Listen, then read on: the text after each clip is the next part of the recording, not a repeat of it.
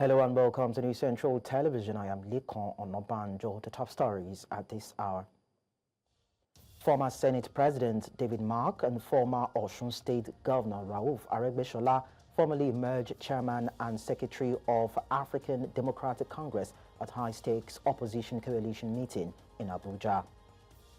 Supreme Court adjourns judgment indefinitely in Edo governorship dispute between Governor Monday Okpowolo and PDP's Asue Ighodalo. Jihadist fighters in Mali launched coordinated attacks on an army post near Senegal's border. Details to come your way shortly.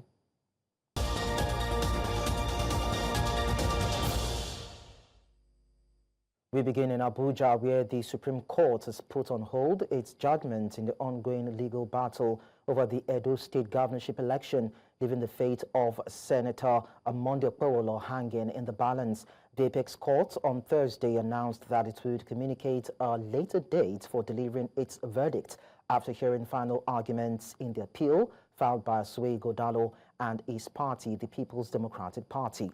Justice Garba Lawal, who presided over the proceedings, made it clear that judgment had been adjourned indefinitely. At the center of the dispute is Ighodalo's request to be declared winner of the poll on the grounds that he secured the majority of lawful votes cast during the election. But the Independent National Electoral Commission, represented by senior advocate Kanu Agabi, challenged the appeal, asking the court to dismiss it entirely for lacking merit.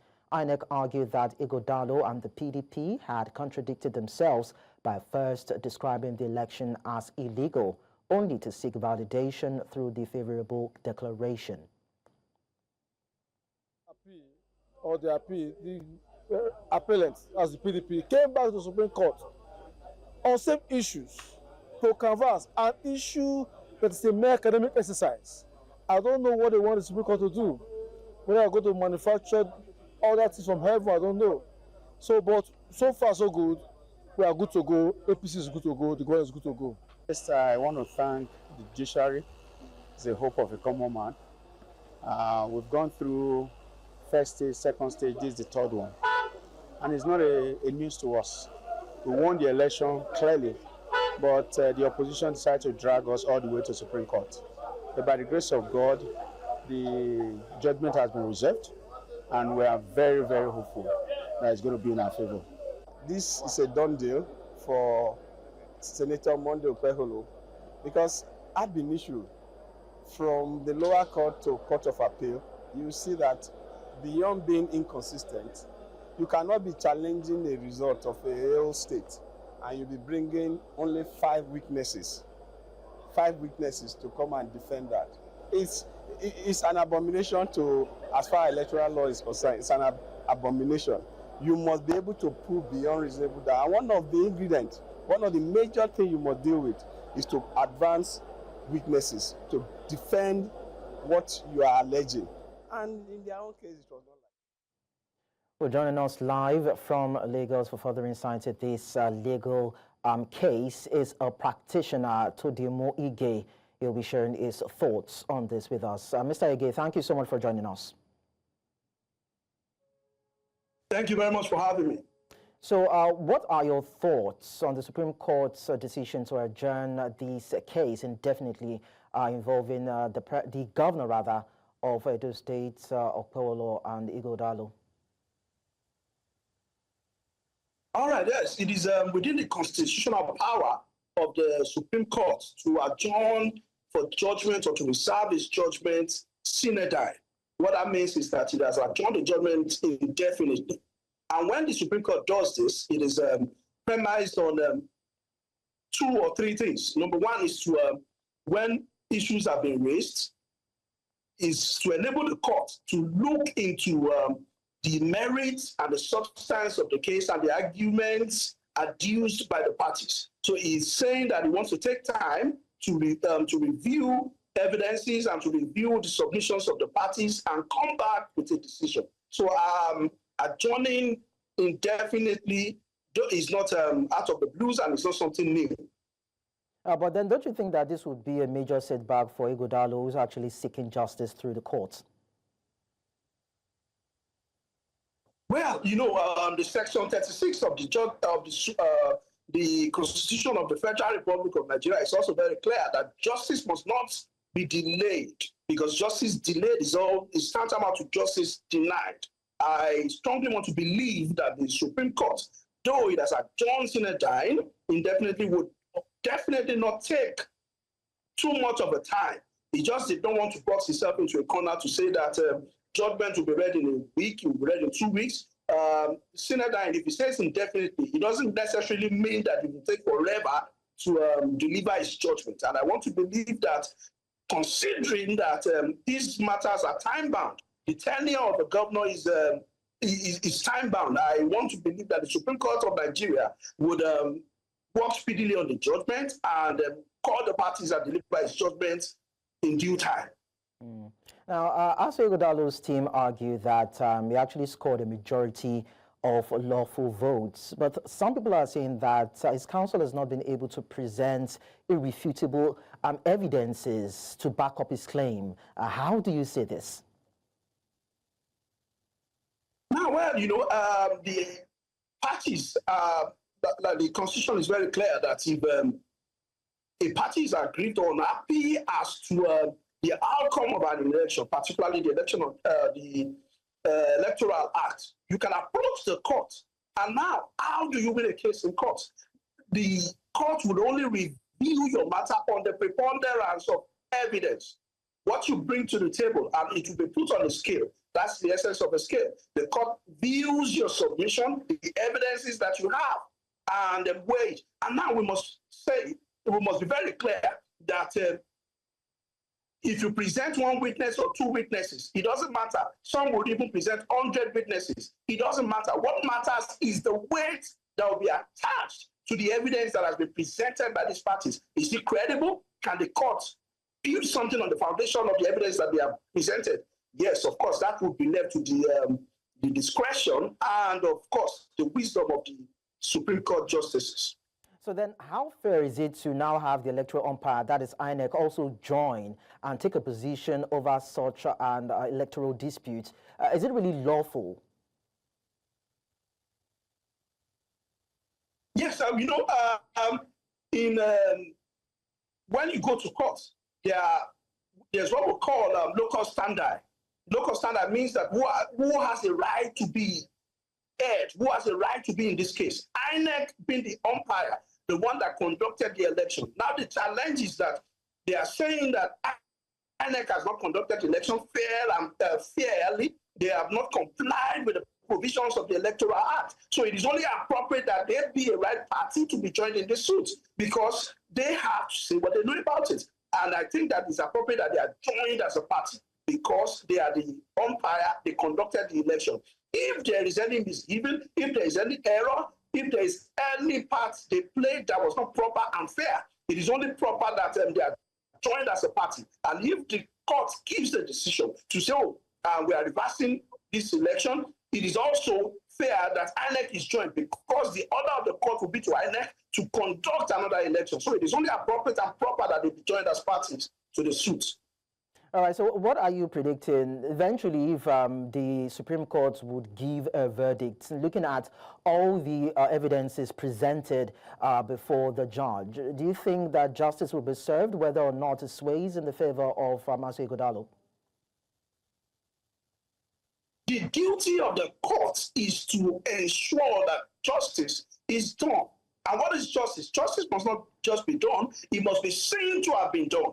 And I want to believe strongly that the Supreme Court, which is the final hope of the common man, will look into the merits of this argument and, devoid of sentiment, devoid of emotions, rule in favor of the party who has been able to marshal his argument clearly and in line with the procedures and position of the Electoral Act of Nigeria. All right. Thank you so much, Atodemo Ige, for sharing your legal insights with us on the news. We now go on our short break. When we return, we'll be taking you to Plateau State to look at the political situation in that particular part of the country. We'll be back in a bit.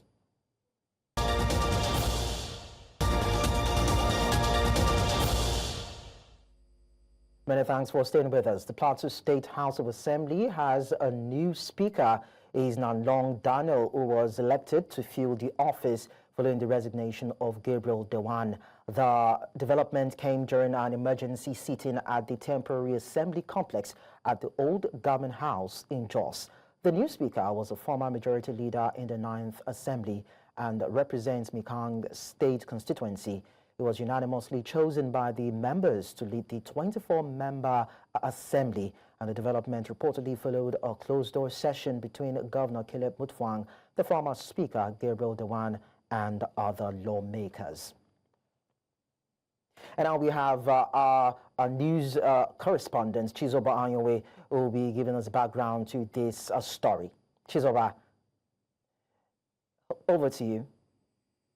Thanks for having me, Stefan. Welcome to Plateau State.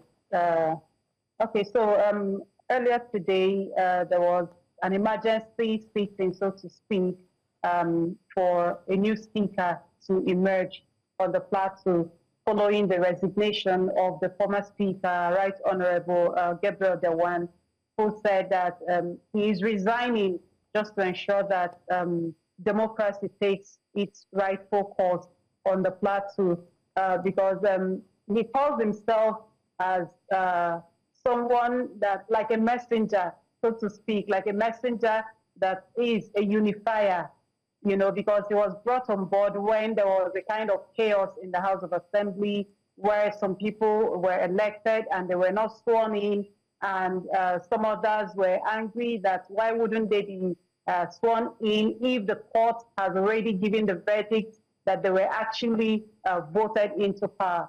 You know, so he came in as that unifier that he has said he is, and for him, it is time to pack his bags, saying that he has done that which brought him on board. Because looking at the situation, okay, he is, until he stepped down and resigned, he was the youngest speaker in the among the other state houses of assembly in the country, and of course the youngest member of the House of Assembly in Plateau State. And so for him to take that position as a speaker and the unifier that he has called himself, he said it was time for him to step aside so that democracy zoning can also take its full course.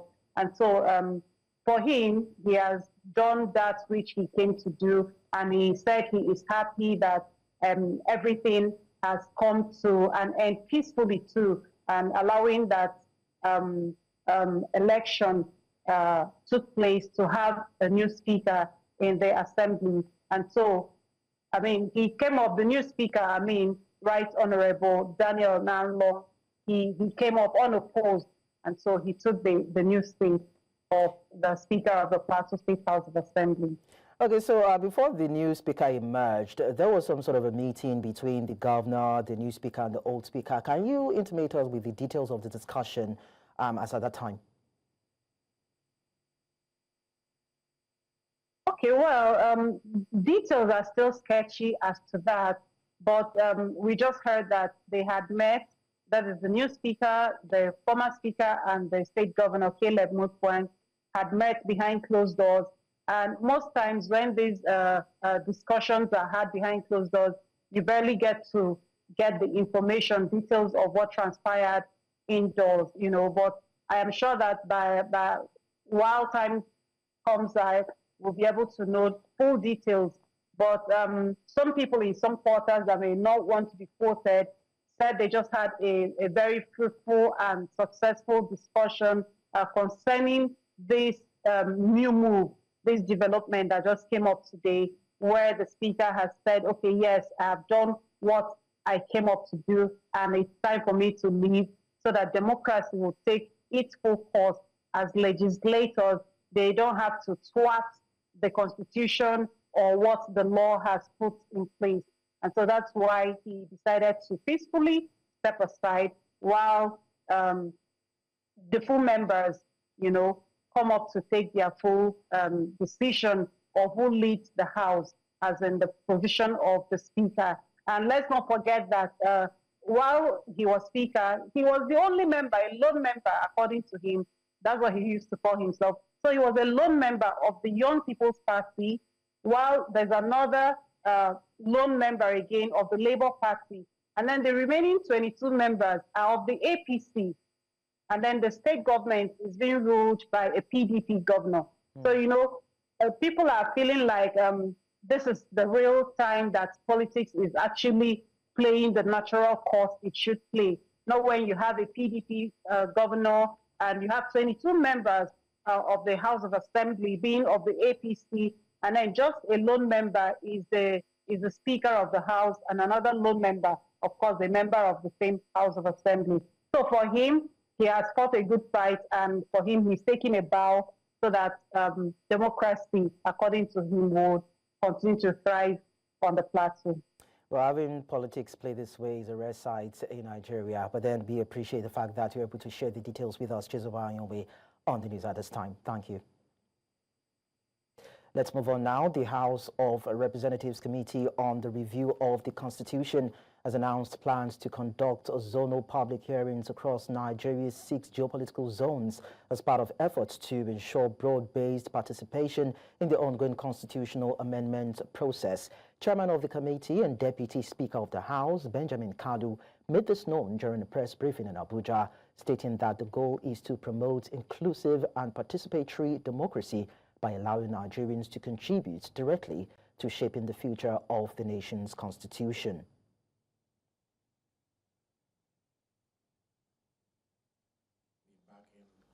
Zonal public hearing in 12 centers across the 6 geopolitical zones in Nigeria. These hearings are designed to provide an open platform for citizens, civil society organizations, professional bodies, traditional institutions, and other interest groups to express their views and contribute meaningfully to the constitutional reform process. Because if we must live by the preamble of our constitution that says that we, the people of Nigeria, we must show this by engaging in participatory democracy that is all engaging, that is people-centered. In a rather heated session, the House of Representatives has rejected a Senate proposal seeking the establishment of a federal orthopedic hospital in Obokun, Osun State, citing the Red Chamber's repeated failure to give concurrence to several House bills. Lawmakers insist they will no longer approve Senate-originated bills unless there is a firm commitment to reciprocate. Our correspondent, Idong Joseph, has more in this report. And probably you find out from them what the problems and the challenges have been. The bill seeking to amend the Federal Orthopedic Hospital Management Act to establish a new hospital in Obokun, Osun State, was introduced by the House Leader Julius Ehonbere.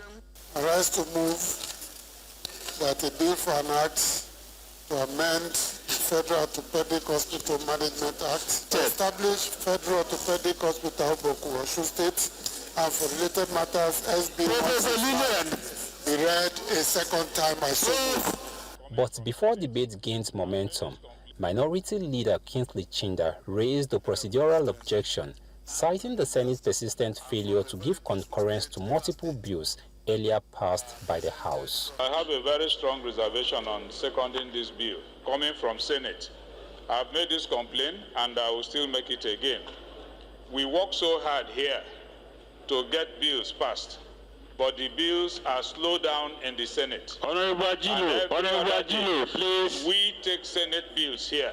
We should reciprocate. The objection prompted reactions from several lawmakers who unanimously agreed for an outright rejection of the bill to send a strong message to the Red Chamber. I have 2 bills that have been in the Senate as early as 2024. And Mr. Speaker, up till now, they've not been listed for concurrence. The same thing happened to my bills in the 9th Assembly.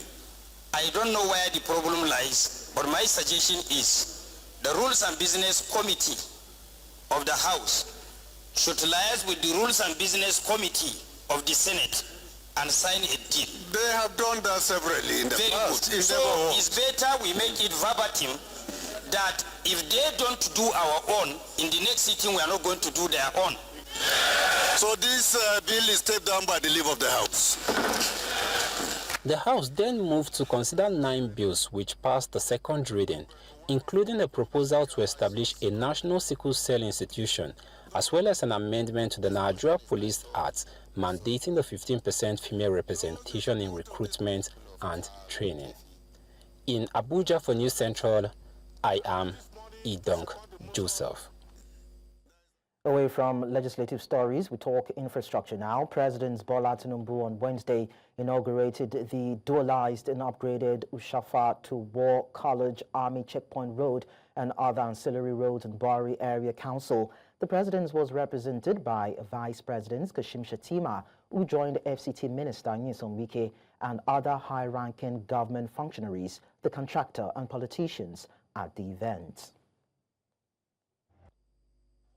Today we mark not just the commissioning of a road, but the fulfillment of a promise. For too long, the journey between Ushapa and the War College Army Checkpoint has been a test of endurance. Every commuter, every trader, every student, and every health worker who has traveled this road has felt the burden of delay and difficulties. That story changes today. With this project, we have transformed a path of frustration into a corridor of opportunity. These dualized and upgraded roads will not only ease traffic congestion, they will breathe new life into economic activities, improve access to education and healthcare, and uplift the overall quality of life for the good people of Ushapa, Buhari, and the neighboring communities. So I'm immensely excited to share with you the memory of this day as we gather to commission the dualized and upgraded Ushapa, War College, Army Checkpoint roads, and other ancillary roads here in Buhari Area Council. For the first time in the history of FCT, no president or vice president or senate president or speaker or minister had gone to area council to flag up projects, not to talk about commissioning projects. This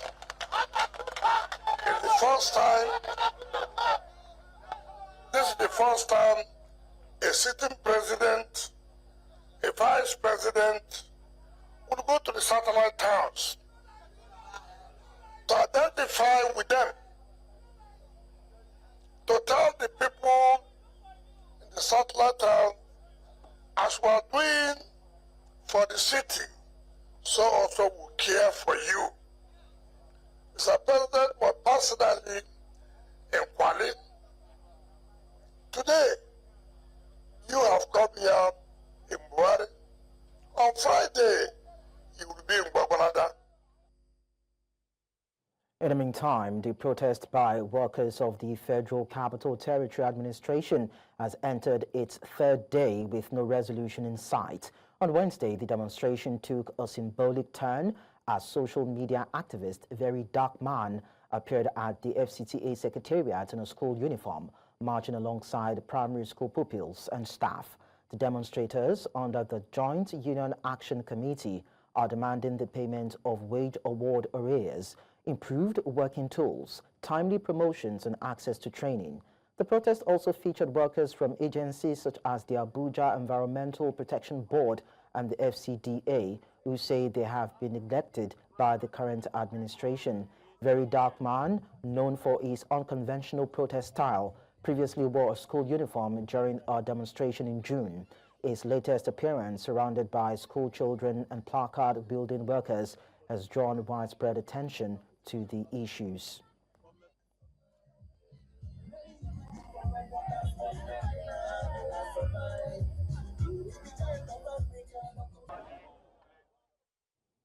We'll now go on a short break on the news. When we return, we'll tell you about the ECOWAS breakaway and how it is affecting the region. So stay with us.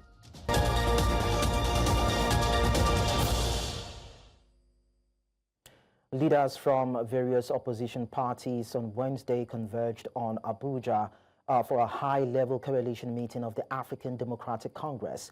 The meeting comes on the heels of a major leadership shift within the party ahead of the 2027 general elections, with former Senate President David Mark as chairman and former Osun State Governor Rauf Aregbesola as the secretary. Prominent figures include Atiku Abubakar, Peter Obi, Nasir El-Rufai, Dino Melaye, Solomon Dalong, Dele Momodu, Gabriel Suswam, and Senator Ireti Kingibe. Also in attendance were Rotimi Amechi, Emeka Ihedioha, and Aminu Tambuwal, representing the PDP, the Labour Party, the Social Democratic Party, and the ADC. The gathering was initially delayed after the Wells Carlton Hotel abruptly cancelled the original venue booking in Asokoro, citing an unspecified internal compliance matter. And now we are joined by our news correspondent, Joshua Marai, to give more flesh to this. Joshua, it's nice to have you around. Now, can you tell us more, most especially about David Mark's emergence as chairman and what that means for the party? Officially inaugurated as the chairman, interim national chairman of the African Democratic Congress. You also, of course, you know David Mark was a former Senate president, as well as a chief whip with the People's Democratic Party. Sometime this month, so maybe basically on the 27th of June, David Mark tendered his resignation at his ward in Benue State, where he announced to the party that he is resigning from the ward as a result of the deepening internal crisis and on unfortunate attempt that he couldn't salvage the leadership situation in the People's Democratic Party. And here is David Mark is the interim national chairman of the African Democratic Congress. Of course, we know that David Mark is a seasoned politician with decades of experience, and he was formerly a military, one of the military administrators we had during the military era.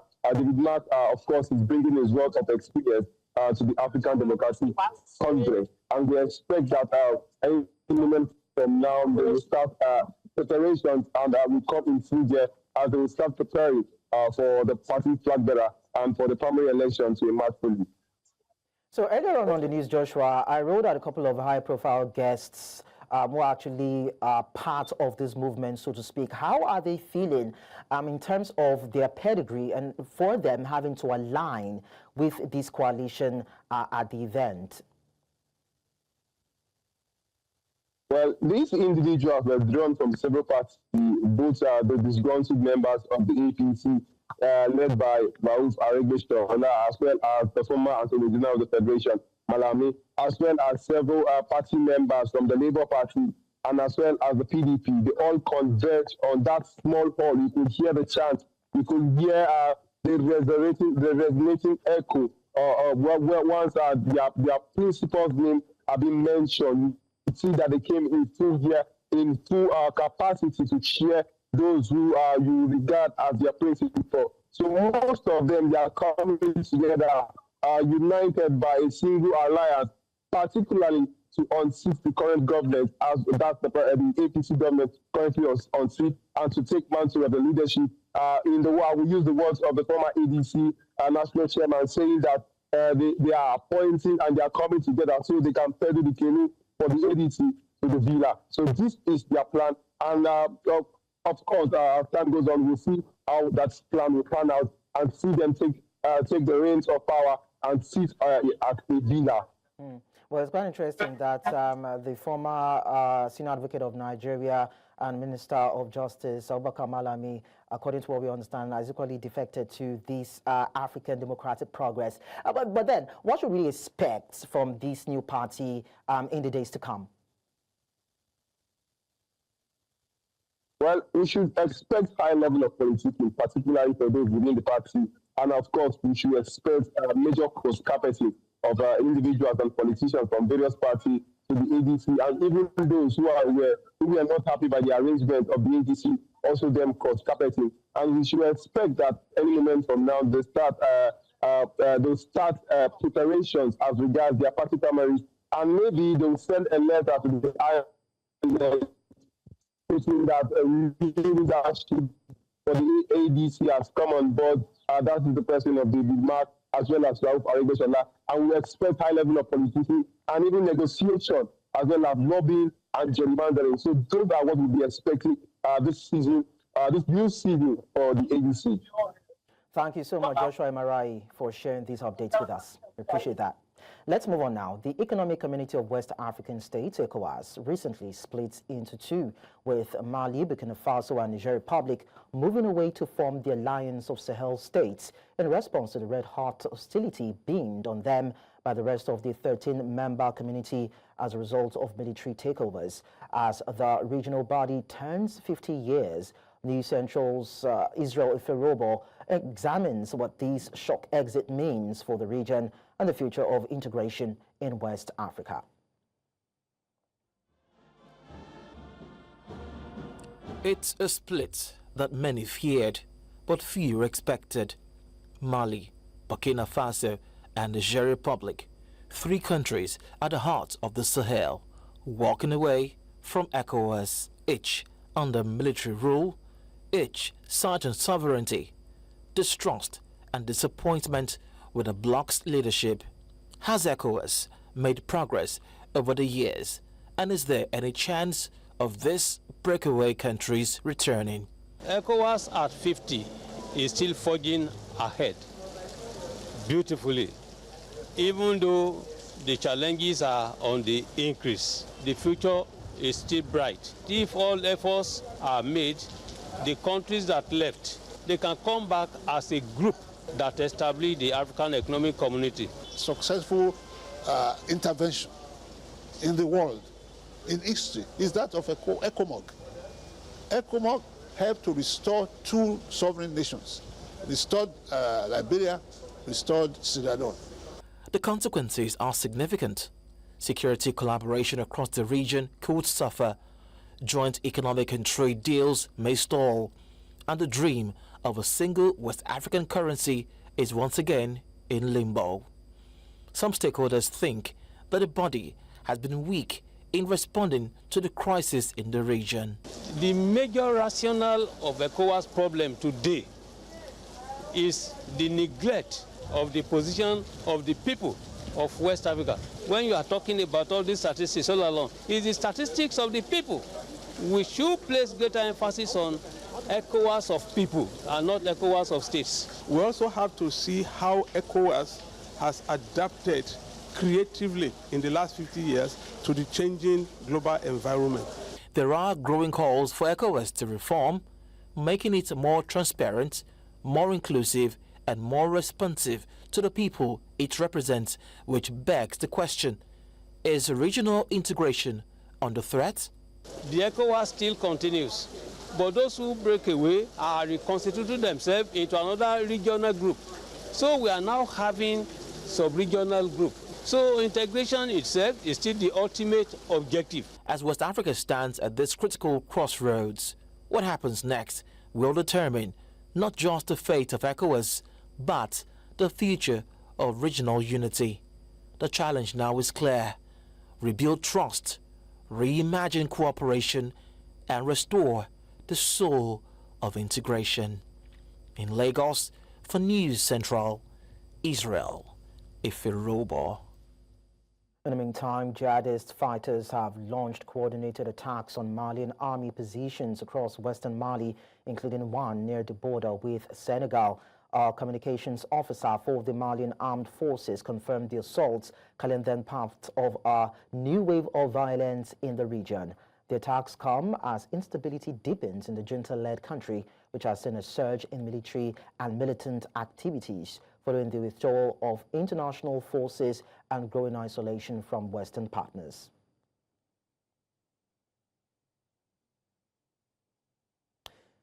Following publication of a satirical article, the Zimbabwe independent editor Faith Zaba faces charges of insulting President Emmerson Mnangagwa and undermining his authority. According to the Zimbabwe National Editors Forum, Zaba is just the latest in a growing trend of Zimbabwean journalists facing official harassment, intimidation, and arrest. Veteran Zimbabwean journalist Faith Zaba was arrested in Harare on Tuesday. Meanwhile, there have been calls for the release of their journalist, Faith Zaba. So joining me to discuss this is Faith Zaba's colleague, Blessed Mlanga, and he joins me from Harare, Zimbabwe. Thank you so much, Blessed, for joining us on the news. Thank you very much for having me. Yeah, so I'd like you to provide us with details about Faith Zaba's recent arrest. So Faith Zaba, as you've correctly said, is the first female editor for Zimbabwe's leading weekly business newspaper, the Zimbabwe Independent, and she was taken into police custody yesterday on allegations of undermining the authority of the president. In that, the Zimbabwe Independent published a satire column which is alleged to have undermined the authority of the president. So as we speak, Faith Zaba is spending a night at the Chikurubi female remand prison because the matter of her remand is going to be discussed tomorrow. That is on Thursday, the 3rd of July at 11:15. So what does Faith Zaba's arrest signify as far as press freedom and media independence in Zimbabwe is concerned? So it's something that that has not started with Faith Zaba. Remember, I spent 73 days in remand prison over allegations that we broadcast statements that were likely to incite violence. I mean, this is a continuation of that clampdown on media space. Just to say that a few weeks ago, President Emerson Mnangagwa launched a media policy in Zimbabwe, and during this launch of this media policy in Zimbabwe, the president literally said that journalists should concentrate on reporting issues that are of nation building, and said anyone else who reports anything contrary to that, I will punch him in the eye. And as what we are seeing right now is journalists being punched in the eye. That a journalist can be arrested, an editor of a paper can be arrested for allowing a satirical article to be published is something of legend, something that we have not seen in Zimbabwe for a very, very long time. And my fear is that we are sliding back to that position where journalists will now be engaging in self-censorship for fear of arrest, for fear of spending nights in cold, dilapidated, and prisons that are almost hell on earth. Okay, so thank you so much, of course, for sharing your thoughts with us, Blessed Mlanga, on the news. We appreciate that. Very much. Still ahead on the news, Sean Diddy Combs, acquitted of most serious counts, escapes a life sentence. We'll tell you more in a short while. To stay with us. Outside of Africa, we tell you that Sean Diddy Combs has been acquitted of the most serious charges in his federal criminal trial, including racketeering, conspiracy, and sex trafficking. However, jurors found him guilty on 2 counts of transportation to engage in prostitution. The 55-year-old music mogul now faces up to 20 years in prison, 10 years for each count. Had he been convicted on the more serious charges, he could have faced a life sentence. Following the verdict, Combs has turned to the courtroom gallery and clapped as his family and friends erupted in applause. His defense counsel and team requested his release while he awaits sentencing, a move opposed by prosecutors. The judge said a decision will be made after formal arguments are submitted.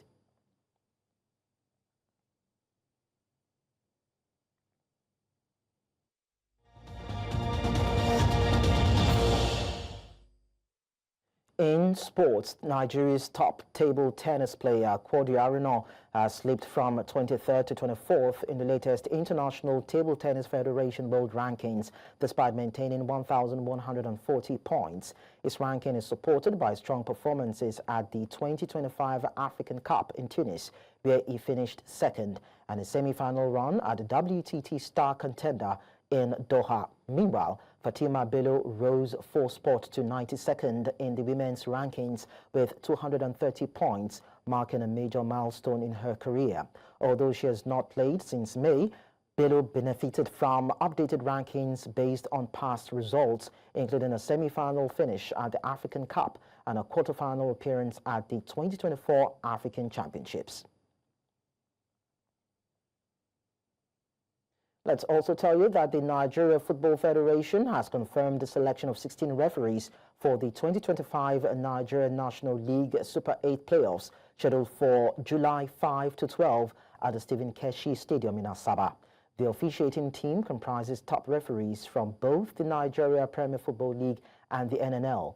The tournament will be overseen technically by Dr. Alex Suleimana, with Bola Shekitiri handling fitness supervision. Among the selected are NPFL referees Solomon Aweng, Bashir Adamo, and Abubakar Zubairu, along with NNL counterparts like Stanley Chibuko and Kalu Ezichi.